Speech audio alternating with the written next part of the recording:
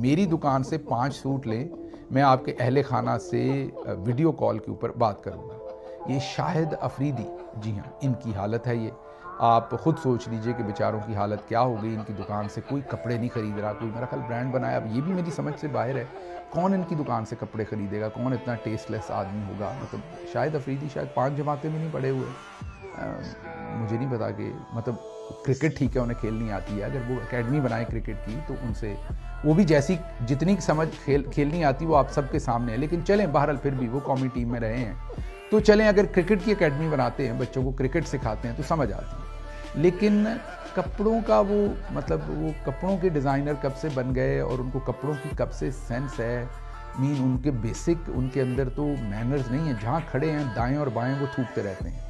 मैंने उन्हें खुद देखा है कि वो अच्छी भली जगहों पर, एक जगह पर मैंने उन्हें देखा था, कारपेट पे उन्होंने दाईं तरफ थूक दिया था।